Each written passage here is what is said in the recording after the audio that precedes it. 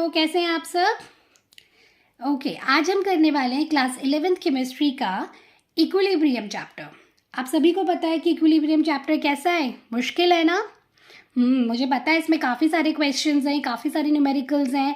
बहुत से बच्चों को ये शिकायत रहती है कि मैम कॉन्सेप्ट समझ आ जाता है लेकिन हमें न्यूमेरिकल सॉल्व करने में प्रॉब्लम होती है। तो आज उसी प्रॉब्लम को सॉल्व करने रीना मैम आपको एक छोटे छोटे से टॉपिक्स आपको समझाने जा रही है। हर टॉपिक वाइज हम लोग क्वेश्चंस करेंगे एंड आई होप कि आप जब ये वीडियो पूरी पढ़ लेंगे उसके बाद आपका ये जो डाउट है या जो कुछ प्रॉब्लम्स आ जाती हैं कि मैम हमसे न्यूमेरिकल सॉल्व नहीं हो रहा, तो आई होप वो क्लियर हो जाए।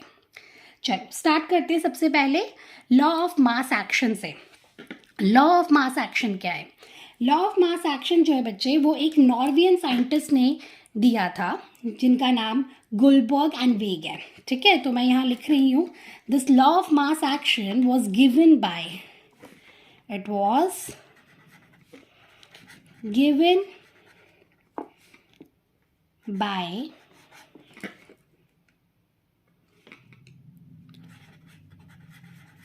गुलबर्ग एंड वेग।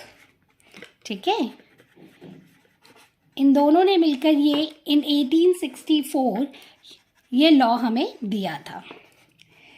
According to this law of mass action बच्चे क्या होता है, फॉर एग्जांपल मान लो यहाँ पर जो आपका रिएक्टेंट है वो ए है।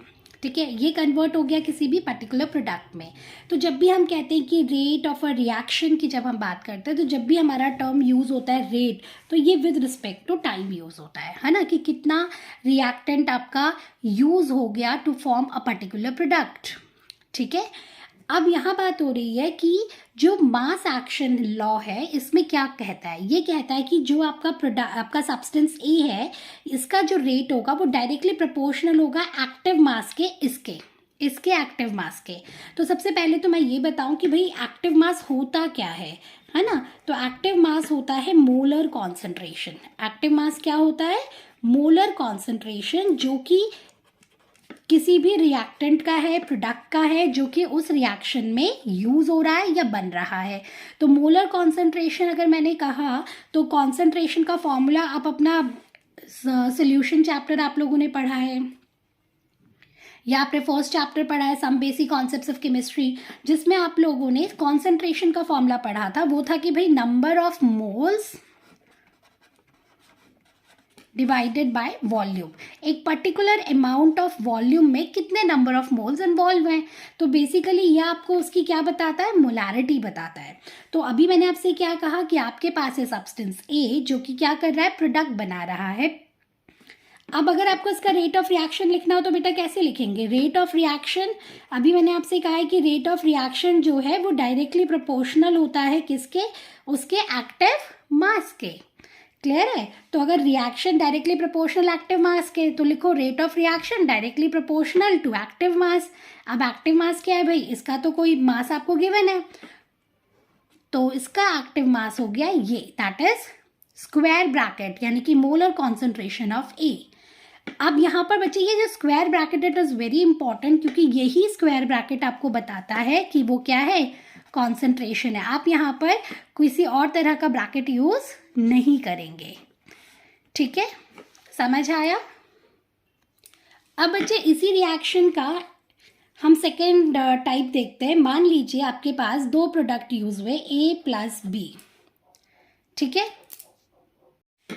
A plus B gives you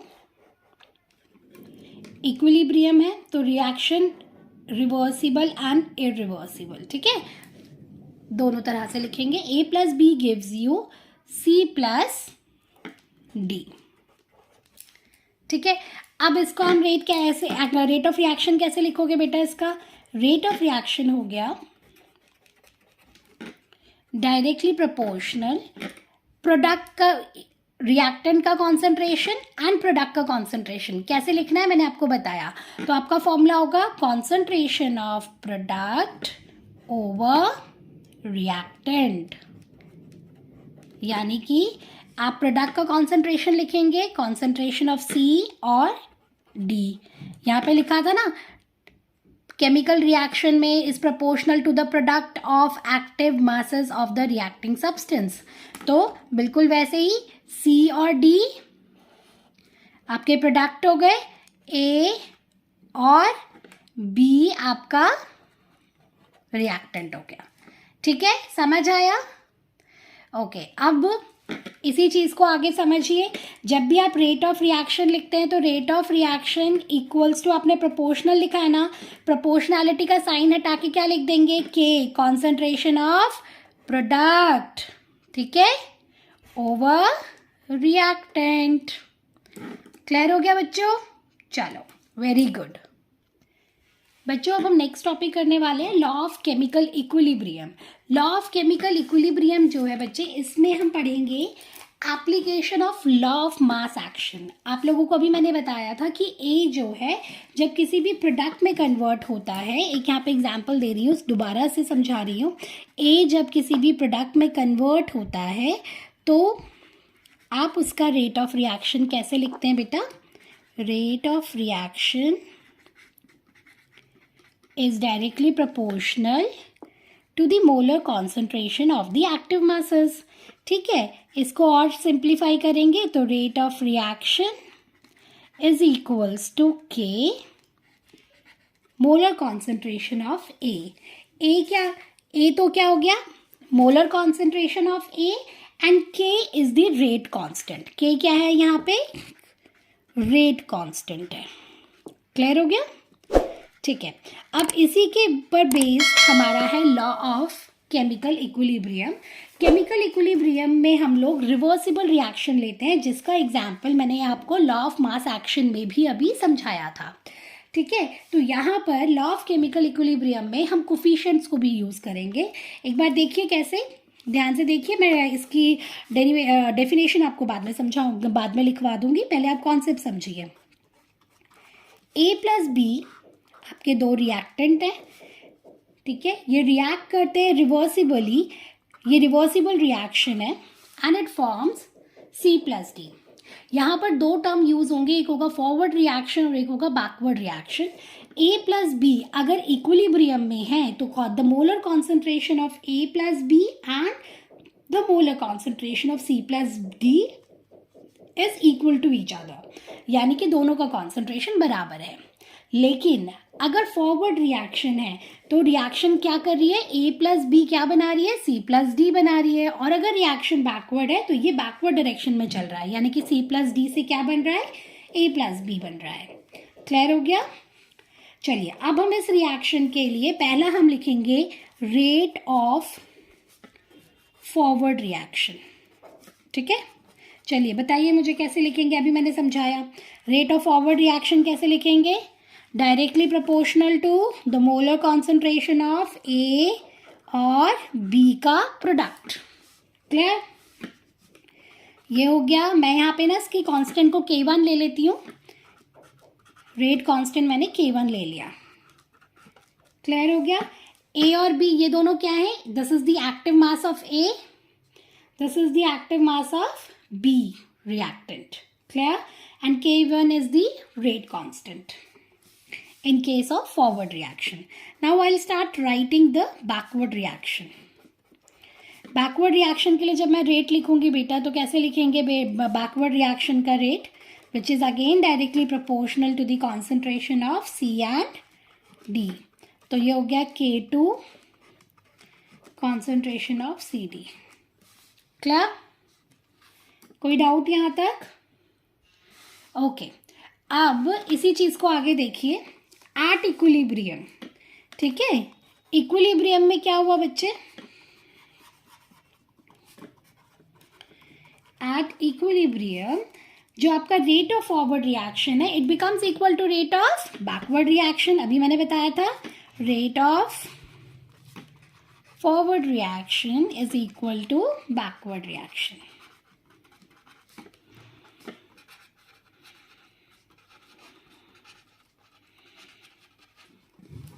ठीक है,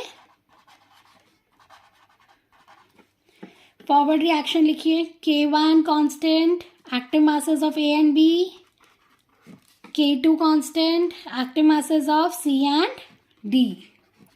सो K1 ओवर K2, C का मोलर कॉन्सेंट्रेशन, D का molar concentration divided by the active masses of A and B. Clear? This K1 over K2 is equals to what? Kc. And now this Kc is called equilibrium constant. ये है आपका equilibrium constant किसी भी general reaction के लिए. Clear हो गया बच्चे? कैसे निकालते हैं equilibrium constant? I hope it is clear to you. Very good. अब मैं आपको इसकी डेफिनेशन समझाती हूँ कि आपको इसे डेफिनेशन लिखना कैसे है. यहाँ पर एक टर्म यूज होती है डेफिनेशन में, stoichiometric coefficients. Clear? Stoichiometric coefficient का एक छोटा सा पोर्शन मैं यहीं पर आपको समझा रही हूँ ताकि आपको क्लियर हो जाए. फॉर एग्जाम्पल, सेम रिएक्शन को अगर मेरे पास ए जो आपका एक्टिव मास है उसके 2 मोल्स हैं, है ना, लाइक उसका moles, number of moles given है. ऐसे ही B is the number of moles of your reactant capital B.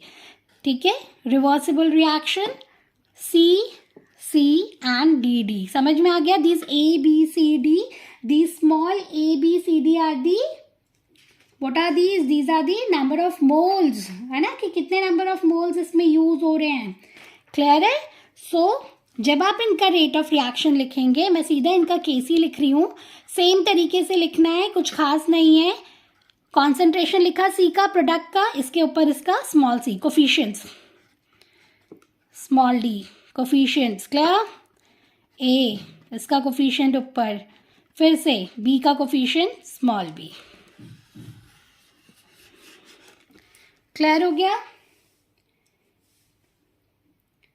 Clear है? आई गेस समझ आ गया होगा कि ए बी सी डी अगर आपके पास इनके मोल्स गिवन है तो आपको कैसे इनके कोफिशिएंट्स को यूज करना है. क्लियर? अब मैं आपको इसकी डेफिनेशन समझाती हूँ. अब बहुत इजी हो गया है लॉ ऑफ केमिकल इक्विलिब्रियम को समझना कि एट ए गिवन टेम्परेचर, ठीक है, किसी भी गिवन टेम्परेचर पे, let me use another pen now.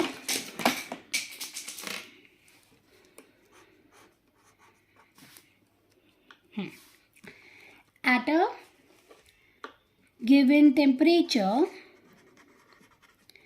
किसी भी गिवन टेम्परेचर पे, द वैल्यू ऑब्टेन्ड,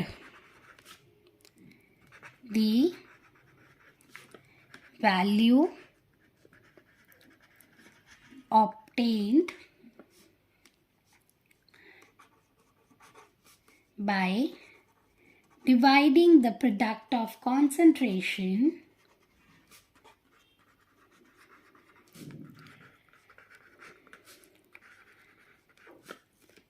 मैं कॉन्सेंट्रेशन को शॉर्ट में लिख रही हूँ, प्लीज आप मत लिखिएगा, of reactants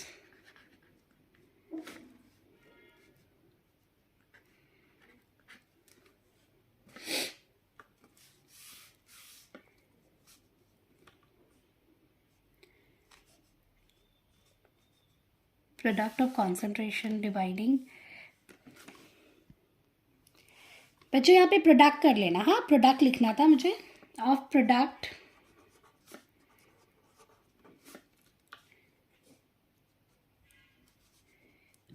raise to the, coefficients भी मैं इसी में ऐड कर रही हूँ, raised to their respective coefficients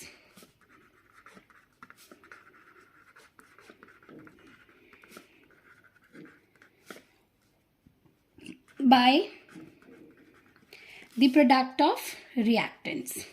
और बाकी सारा सेम रहेगा. हाँ, मैंने कुछ अलग सा नहीं बोला है, आप लोगों को मैंने अभी ये बात समझाई है. ठीक है, मैं यहीं पे रख रही हूँ विद रिस्पेक्ट देयर कोफिशिएंट्स. ठीक है, please try to understand. It is a very very easy definition. कुछ खास ऐसा रीना मैम ने नहीं बताया है. प्लीज़ ध्यान रखेंगे. एक बार देखिए, ध्यान से बोल रही हूँ दोबारा से. किसी भी गिवन टेम्परेचर पे जो वैल्यू आपको ऑब्टेन हुई है, कुछ खास नहीं, प्रोडक्ट आपको पहले लिखना था, फिर आपको रिएक्टेंट का कॉन्सेंट्रेशन लिखना था. आपने सी के ऊपर कोफिशिएंट यूज़ करा सी का, डी के ऊपर डी का. मैंने बस वही लिखा है कि आप ये वैल्यू ऑब्टेन कर सकते हैं by dividing the product of concentration of product raised to their respective coefficients by the product of reactants raised to their respective coefficients. Clear है? समझ आ गया? And this is called law of equilibrium. ठीक है? अब इससे जो आपको obtained value मिलती है, you have obtained one value Kc, right? So that obtained value is Kc. Clear? Obtained value is Kc, and Kc is what? Equilibrium constant. Just now I've told you. Clear? Very good. अब हम इस पे base करेंगे कुछ numericals जो आप लोगों को लगता है कि बहुत ज़्यादा प्रॉब्लमेटिक है, नहीं समझ में आ रहा है, तो अब हम उसे बहुत इजी तरीके से करने वाले हैं. ओके बच्चों, अब हम करने वाले हैं कुछ numericals based on equilibrium constant. अब हम सबसे पहला क्वेश्चन जो कर रहे हैं बच्चों, ध्यान से देखेंगे आप लोग. यहाँ पर यहाँ पर आपके पास क्या है कि न्यूमेरिकल मैंने यहाँ पे लिख दिया है पहले से ही. देखिए ध्यान से, क्वेश्चन पढ़ते पढ़ते हम इसे समझेंगे कि कैसे इस क्वेश्चन को सॉल्व करना है. पहला ये कहता है कि you have to find out the concentrations. ठीक है, were obtained for the formation of ammonia from N2H2 at equilibrium at 500 K. ठीक है, तो आपको क्या फाइंड आउट करना है इसमें? You have to calculate equilibrium constant, right? यहाँ पे आपको Kc कैलकुलेट करना है. Calculate Kc. अब अगर Kc कैलकुलेट करना है तो आपको पता है कि इसके लिए कैसे यूज करेंगे इक्वेशन. सबसे पहले हम एक रफ इक्वेशन इसका लिख लेंगे, जैसे N2. I hope it is visible to all of you. Yes, okay. So N2 reaction लिख रही हूँ, ध्यान से देखेंगे, प्लस 3 moles ऑफ हाइड्रोजन. क्यों? क्योंकि बैलेंस्ड इक्वेशन लिखनी है ना, दैट इज़ वेरी इंपॉर्टेंट. यहाँ पे बैलेंस्ड इक्वेशन लिखनी है, रिवर्सिबल रिएक्शन है, मैंने पहले भी बताया आपको. 2NH3. क्लियर हो गया? अब ध्यान से देखिए आगे. अगर अब मुझे इसके लिए रेट ऑफ रिएक्शन यानी कि Kc लिखना है बच्चे, तो मैं कैसे लिखूंगी Kc बताइए? Kc होगा मेरा प्रोडक्ट NH3 की पावर 2 डिवाइडेड बाय, क्यों? क्योंकि इसका स्टोइचियोमेट्री 2 है, डिवाइडेड बाय कॉन्सेंट्रेशन लिखूंगी किसका? N2 का. इसके आगे कुछ नहीं है, इसका मतलब इसके आगे 1 है. फिर हाइड्रोजन का कॉन्सेंट्रेशन लिखूंगी, इसके पावर ऊपर लिखूंगी 3. क्लियर है? और ये सब कौन से मीडियम में? ये सब गैशियस मीडियम में बच्चे. ठीक है, Kc का वैल्यू निकालने के लिए आपको ऑलरेडी, ये तो सबसे सिंपल क्वेश्चन है जिसमें N2 भी गिवन है, H2 भी गिवन है और NH3 भी. Now you have to put the formulas only and then you will be able to find out the value of Kc. Clear? Now let me put the values and then we'll calculate the value of Kc for this reaction. So the molar concentration of ammonia is given to you, that is 1.2 into 10 minus 2. And please don't forget to write the given values, okay?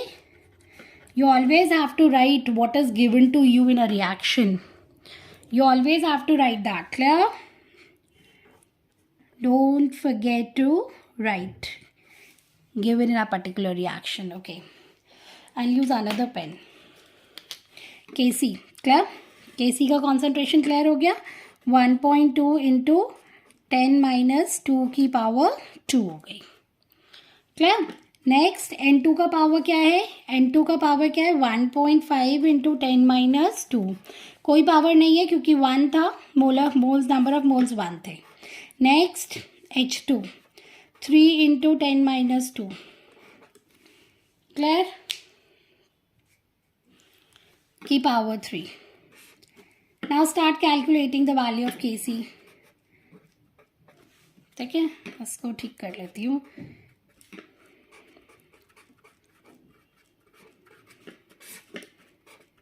Calculate कर रहे हो value? जल्दी जल्दी करो, बताओ मुझे answer Kc का. The value of Kc in this case is 0.0355 into 10 raised to the power 4.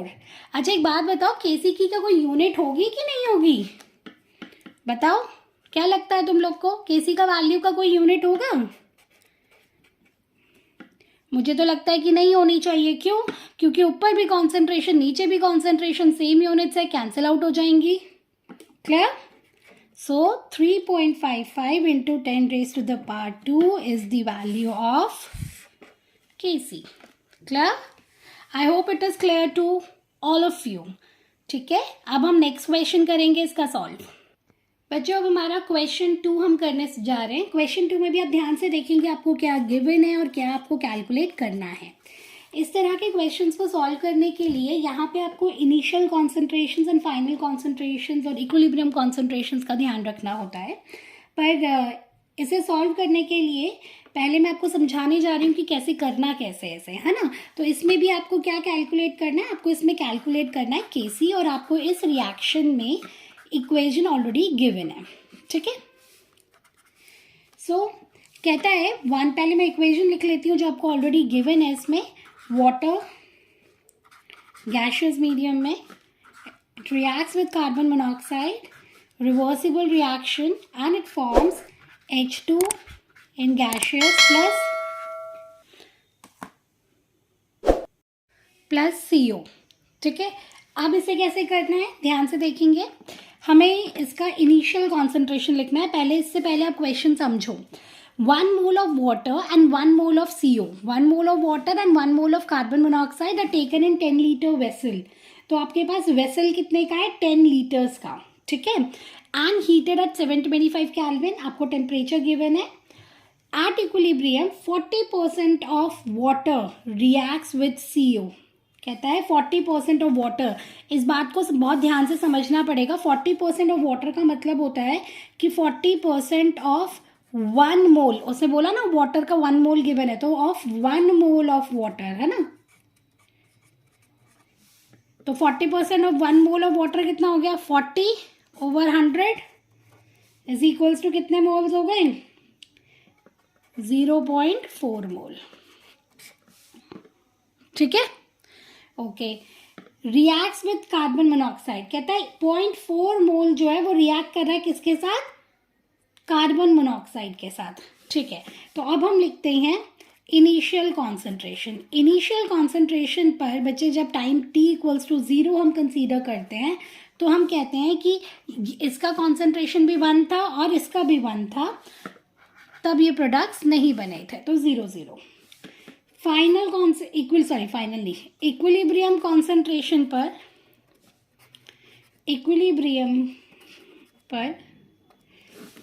अगर आपका H2 जो है वो x मोल्स बना, O2 आपका x ग्राम बना, तो क्या हुआ, ये क्या हो जाएगा बच्चे, 1 - x। आप इसमें ना ऐड नहीं करेंगे। आपको लग रहा है कि नहीं H2 + CO लिखा है तो x + x 2x कर दूँ, नहीं बेटा ऐसा नहीं होगा। आप क्या करेंगे, इनिशियल कॉन्सेंट्रेशन जो आपका CO जो कि 1 है, molar concentration of water 1 mole given है, तो इनमें से आपको इन्हें सब्ट्रैक्ट करना है, 1 - x। क्लियर हो गया। तब आपको आपको क्या गिवन है, आपको इनकी कॉन्सेंट्रेशंस गिवन है। ऑलरेडी आपको x का वैल्यू पता है कि x कितना था भाई, 0.4 मोल जो रिएक्ट हुआ है। क्या है, 0.4 मोल ही तो रिएक्ट हुआ है। According to the question, at equilibrium 40% of water reacts with carbon monoxide according to the equation. तो यहाँ पर x जो रिएक्ट हुआ है वो कितना है, 0.4। तो यहाँ कितना हो जाएगा, 1 - x रखूंगी वैल्यू, तो क्या हो गया, 1 - 0.4 हो गया, यानी कि 0.6 मोल। ये है, ये भी 0.6 मोल है। इसका बताओ 0.4 मोल, 0.4 मोल। अब आप केसी निकाल सकते हो। चलो केसी की इक्वेशन लिखो। केसी की इक्वेशन क्या होगी, product, molar concentration of product over reactant, water and again carbon monoxide. यहाँ CO2 बनेगा। ठीक है, मैंने गलती से लिख दिया CO2, कार्बन मोनोऑक्साइड। ठीक है बच्चे, तो आपने क्या करा, 0.4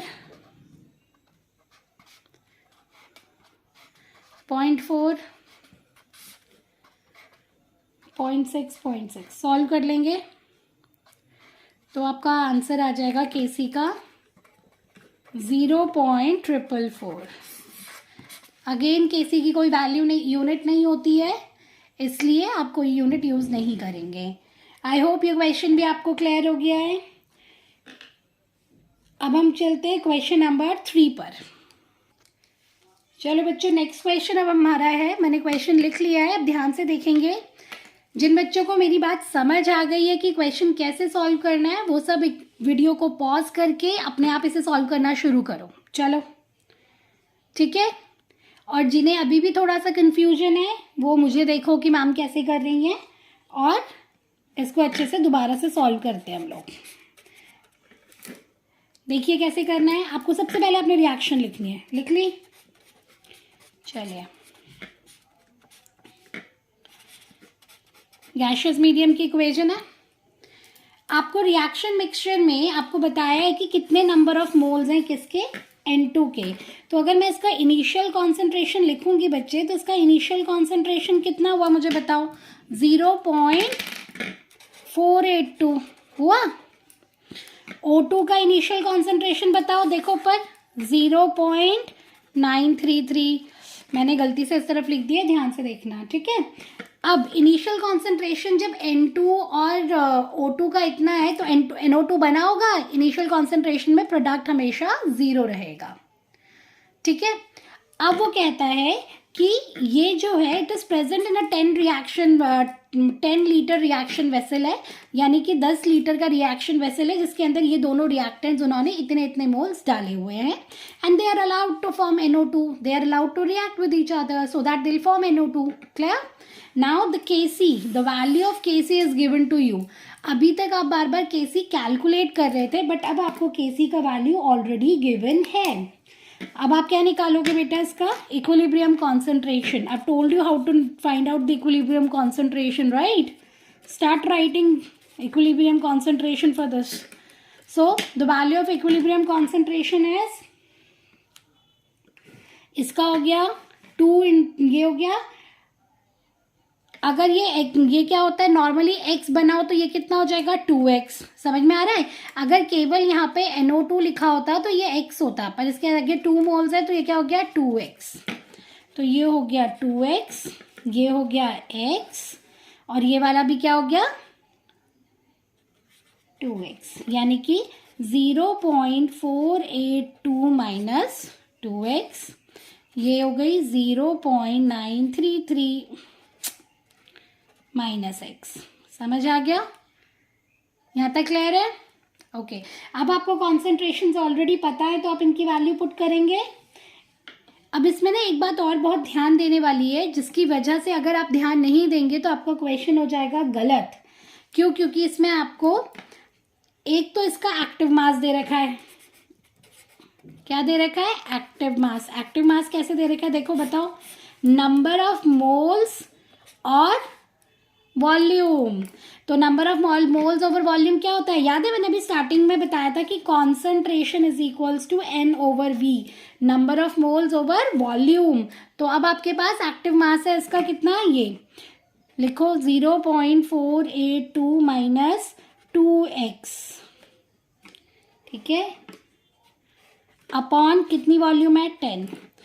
O2 का लिखो 0.933 माइनस x अपॉन कितना वॉल्यूम? 10। यहाँ कितना देखो? 2x upon 10। ये एक्टिव मास है। आप लोगों को लॉ ऑफ एक्टिव मास याद है? एक्टिव मास में कॉन्सेंट्रेशंस पुट करते थे आप। नॉर्मली आपको कॉन्सेंट्रेशंस मिल गई हैं, आप डायरेक्टली पुट कर सकते हो, पर यहाँ पर सिर्फ एक प्रॉब्लम है, जिसकी वजह से अगर आपने ये values as it is put करी तो आपको प्रॉब्लम हो सकती है, आप क्वेश्चन सॉल्व नहीं कर पाओगे। रीजन बीइंग, इक्वेशन बहुत ज़्यादा क्वाड्रेटिक फॉर्म में आ जाएगी, कैलकुलेट नहीं होगी। क्यों नहीं होगी वो समझो। यहाँ Kc का वैल्यू देखो, Kc बहुत इंपॉर्टेंट रोल प्ले कर रहा है यहाँ पे। क्या? Kc का वैल्यू देखो, एक मिनट समझो। Kc का वैल्यू है 2 into 10 raise to the power minus 37। Can you imagine the value of Kc is minus 37, यानी कि कितने ज़्यादा डेसिमल्स, 36 डेसिमल्स जीरो के बाद 2 आएगा डेसिमल, फिर 36 जीरो एंड देन 2। तो कितना स्मॉल साइज केसी है। इट मीन्स कि नेग्लिजिबल अमाउंट N2 और O2 का यूज हो रहा है। जब नेग्लिजिबल अमाउंट N2 और O2 यूज होता है, then at that particular time you have to neglect these concentrations, you have to neglect these values. ठीक है, तो अब जब आप केसी निकालोगे, ध्यान से देखो, समझा रही हूँ, जब केसी निकालोगे तो आपका वैल्यू क्या होगा, आप इसको निगलेक्ट कर दोगे तो ये हो जाएगी 0.482 ओवर 10। इसका कॉन्सेंट्रेशन निकाल लो, 0.482 अपॉन में 10। इसका हो जाएगा कितना, 0.933 अपॉन में 10। क्लियर है, और ये तो इतना ही रहेगा। समझ में आ गया। अब जो वैल्यू आ रही है कितनी आ रही है, 0.0482। इसको यूज कर लो, ये तुम्हारा कॉन्सेंट्रेशन हो गया 0.0933। इसे यूज कर लो केसी की वैल्यू के लिए। मैं साइड पे यहाँ पे केसी का वैल्यू लिख रही हूँ, आप इजीली कैलकुलेट कर सकते हो। आप देखो केसी के लिए, सॉरी केसी के लिए कैसे करोगे, आपके पास NO2 का वैल्यू 2x ओवर 10, ये वाली वैल्यू, आगे इसका कोफिशिएंट 2 था तो स्क्वायर हो गया, अपॉन O2 के लिए आपने क्या निकाला है 0.93, N2 के लिए क्या निकाला है, ये पुट करो 0.482, 2 है कोफिशिएंट 2, 0.0933, कोफिशिएंट 1 है, 1 ही रहेगा। केसी सॉल्व कर लोगे यहाँ पे से, सॉरी केसी का आपको ऑलरेडी गिवन है, एक्स का वैल्यू सॉल्व कर लोगे। आया समझ में, कोई दिक्कत यहाँ तक। एक्स की वैल्यू को पुट करोगे to calculate the concentration of NO2 आ जाएगा। So this is the way how you will solve these questions. Clear, very good.